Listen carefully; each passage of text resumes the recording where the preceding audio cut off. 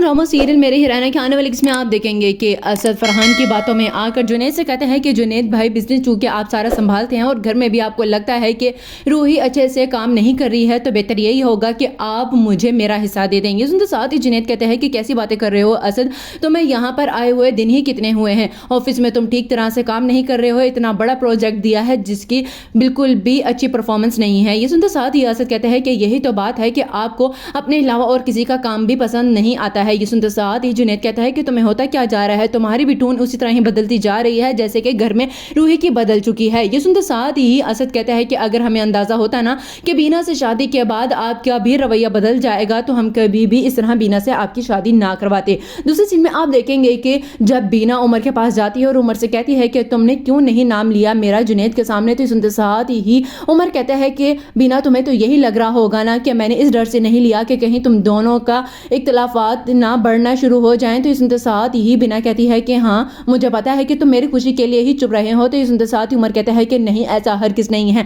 मैं चाहता तो बता सकता था लेकिन मैं अपने भाई की खुशी को ख़त्म नहीं कर सकता था। मुझे पता था कि जैसे ही उन्हें पता चलना था कि वो मेरी मोहब्बत से शादी कर चुके हैं तो वो बिल्कुल भी खुश ना रहते, मुरझा जाते। ये सुनते साथ ही बिना कहती है तो फिर तुम्हें यानी कि सिर्फ और सिर्फ उनकी परवाह है ना, मेरी नहीं, मैं भी तो तुम्हारी अच्छी दोस्त थी। तो ये सुनते साथ ही उमर कहता है कि जो दोस्त थी लेकिन अब कुछ भी नहीं हो। लास्ट सीन में आप देखेंगे कि रुखसाना अनु का रिश्ता लेके बिल आकर जब घर आ ही जाती है तो आकर कहती है अनु की माँ से कि भाभी मैं तो देख रही हूँ कि इस घर का तो शराजा ही बिखर चुका है। ये सुनते साथ ही अनु की माँ कहती है कि रुखसाना तुम यहाँ पर अनु का रिश्ता लेने आई हो या फिर हमारे घर का जायजा लेने के लिए। ये सुनते साथ ही रुखसाना कहती है कि तुम तो भूल ही गई हो कि शायद मैं अब तुम्हारी बेटी की होने वाली सास हूँ, इसलिए ये भूल जाओ कि मैं तुम्हारी नन थी, पहले वाला रिश्ता खत्म अब नया वाला चलेगा। ये सुनते साथ ही अनु की माँ कहती है कि यानी कि तुम अनु से शादी सिर्फ और सिर्फ इसलिए करना चाह रही हो ताकि हमारे घर का जायजा ले सको और दबाव डाल सको। तो सुनते साथ रुखसाना कहती है कि तुम जो मर्जी समझो, अब मुझे ये बताओ कि तुम फरहान के साथ अनु की शादी करोगी या फिर मुझसे हमेशा की तरह लड़ते झगड़ते ही रहोगी।